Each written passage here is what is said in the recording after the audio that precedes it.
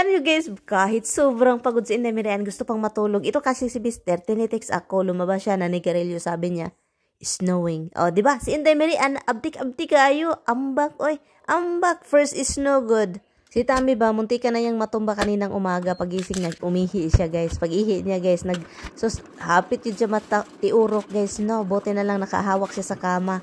So, ngayon sabi niya, gusto daw niya ng tea at saka honey at lemon kasi pakakaiba yung pakiramdam niya, yung ano niya, nahihilo na naman siya. At saka yung kanyang lalamunan guys. Parang sign na ata ito na magka-ano na naman siya. So, kaya binilisan ko dito, gusto niya ng tea.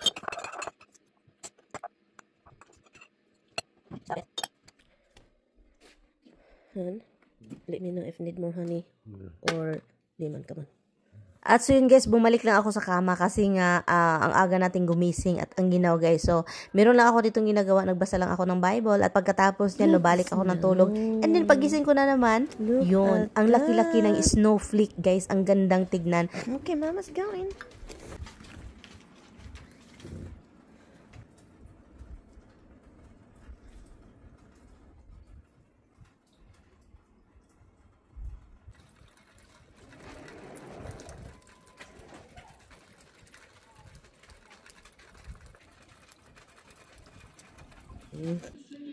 Color key.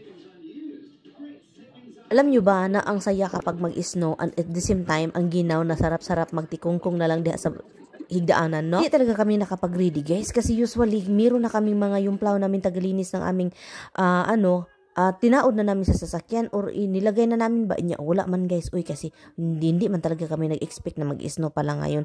Maaga, November pa, no? So, i-open lang natin yung nabili namin kahapon doon sa tindahan, no? So, ngayon ko lang, nakalimutan ko kasi kagabi. So, ngayon ko lang yun open para magamit natin mamayang gabi. Ito yung, maganda siya, guys, no? At yun, para pang Christmas. Ganitong time mga loves, no? Ang sarap talaga yung dito lang sa bahay, walang lakarin, walang ano. At yun, buti na lang off ni Mister ngayon at saka bukas at the next day. Kasi talaga kung ano guys, magsige man daw nag-snow, I think hanggang bukas ito, hindi ko alam. Iba din si Tami kapag giniginaw, kumakain ng sandwich guys. Giniginaw siya. Iwan ko lang si Batman itong asawa ko. Natumba dyan down siya.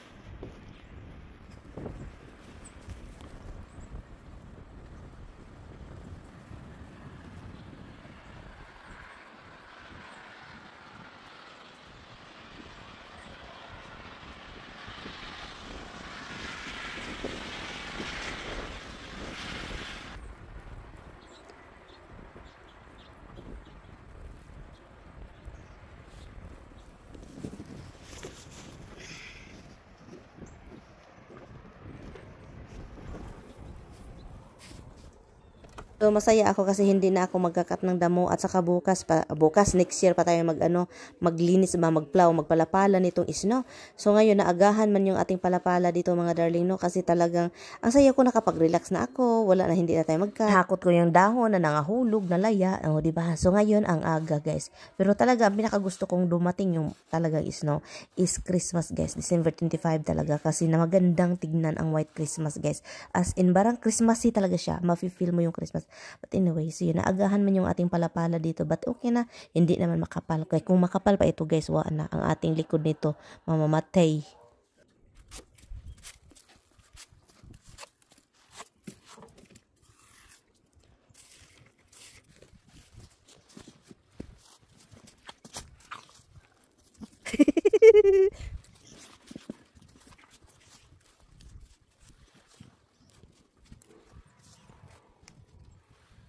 Maksi.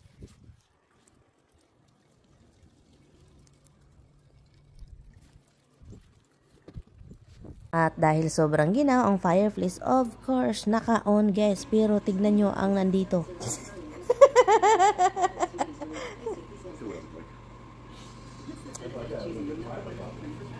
I guess we have to shut the fireplace off. You guys like the fireplace? Oh my goodness.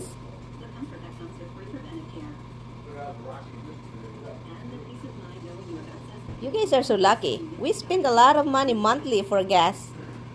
For a freaking propane. For this too. And then we are cold. The whole house is cold. Because of this fireplace. Ay, nako.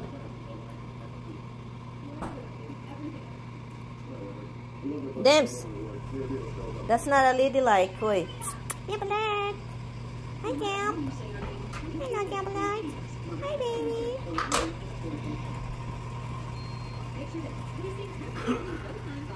So yun, relax sila mga loves, and of course mag-relax lang kami ha, kasi talagang nakakatapol man guys kapag ganito, kapag taglamig talaga parang nag-imbak na naman si Mr. guys. Ito yung hindi talaga wala sa plano. Hindi ko alam ito ha. Tara, samahan nyo kami. Itong lakad na ito no is para sana sa akin. Yung gusto ko. Pero guys, pag alis namin sa bahay guys, ang pinakauna niyang sabi sa akin, huwag tayong magpunta doon sa gusto mo. Dito tayo sa Jablat. O, diba? So, sinunod ko guys. Sinunod ko. Pagkatapos niyan, sinabihan niya ako, magpunta tayo sa susunod sa BG's. O, may mga panty dito. O, na talagang display panty talaga. May ibig sabihin na ata ito na gusto na akong pabilhin ng panty. So, yun dito, ang bibili namin is wire talaga mga darling, no? At naghanap din ako ng mga blue at saka yellow na ornaments. Ganito, wala man silang blue, yellow lang. So, Mr. sabi niya, punta daw kang BG's. Sabi ko, dong, wag na tayong magpunta sa BG's. Ano bang kailangan mo, dong? So, nag-ano kami guys, nag-argue-argue. Anyway, itong ano ba, nakita ko, banig man yun. Sabi ko kasi, wag na tayong magpunta sa BG's kasi wala naman tayong kailangan doon, no? Sabi pa niya, gusto kong pumunta sa BG's. Sabi ko, kung sabihin mo sa akin, dong, na magpunta ka sa BG's, dong, iwan ko na lang sa'yo, dong. Hindi mo sasabihin kung anong rason. So, hindi man niya sabihin sa akin, guys, no? Sabi pa niya, gusto mo, ihatid kita sa bahay, hindi huwag kang sasama sa BG's. May pagkalukulo ko talaga itong asawa ko. May tumukar, nintukar, ang yan pagkagustong mamili, no? So, andito na kami, guys, sa BG's, guys. At saka yun, ito yung, tignan natin itong mga binibili niya. Oh, watch out. Sorry. Get one? Just one? This one. Okay.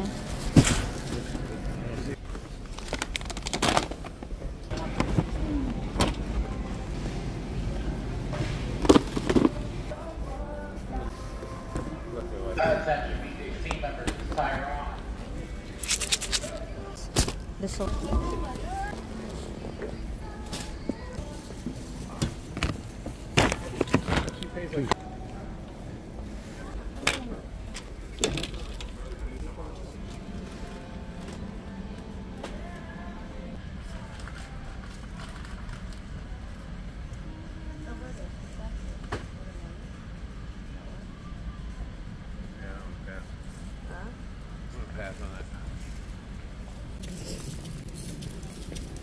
Garbage bag, Han. We need it. Big.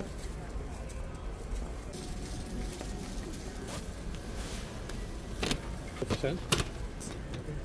You see the I don't have the hams though. Huh? I only have the hams.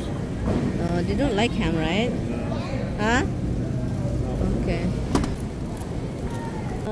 You get that? You have different kinds. Brand name. Yeah, the brand. You're paying for the brand, right? This is their brand. Okay. I can use a tissue. At dahil tapos na kami dito guys, buti na lang itong sasakyan ni Mr. Talagang empty na empty guys. Nag-imbak na naman itong asawa ko. Wala na tayong talagang magawa sa buhay, no? Kasi ito na talaga yung hindi problema, murag kahiligan na niya. Pero don't worry guys, itong mga binibili niya is magagamit man ito guys. Yung mga toilet paper, yung kape, mga coffee mate, padala yan sa Pilipinas guys. So yun yung mga natin, at saka yung oil, magagamit man yan, no? So wala na, imbak-imbak talaga yan si Tami. Ganyan yung buhay namin. Dahil wala ako dito makitang chicken na talagang gusto ko na manok, no? Kasi meron akong specific na binibili na manok para sa ating sabaw. So, mag-stop ako sa ibang tindahan. Pero sabi ni Tami, bakit daw ako doon mag-stop-stop? Ay, nandito na daw kami. Ba't magpunta pa ako ng tindahan? Sabi ko sa kanya, dong, ikaw na pala ang masusunod, dong. Ako, wala akong karapatan nito. Kung gusto kong mabili ng chicken na hindi ko mabibili dito sa BG's, hindi na ako pwedeng magpunta sa ibang tindahan. Pag sure na, dong. So, ikaw, i-drop mo ako and then iwan mo ako, sabi ko. I-drop mo ako, dong. Iwan mo ako, sabi ko. Hindi mo na ako makikita sa susunod. O, diba? Tinatakot pa. Anyway, so yun yung nilagay. At sabi ko din sa kanya, wala tayong milk. Oy, kailangan natin ng milk, no? So, ikaw naman yung umiinom ng milk. O, so, ayaw mo talaga akong walang choice, Mister, no? Sabi pa niya, o sige, i-drop kita, iwan. O, sige, gawin mo. Diba? Sabi ko, gawin mo. I-try mong i-drop mo ako and then iwan mo ako. ay sabi ko sa kanya, good for the vlog. And then hindi mo na ako makikita, di ba? Pinagtawanan lang ako, guys. So andito na ako sa Market 32. Meron ako nakitang saging. So itong saging na ito hindi ko kilala, pero anong hilaw man eh. So bumili din ako dito ng cucumber na gustong-gusto niya. At ito yung manok na binibili ko, guys, para sa sabaw. Yun lang.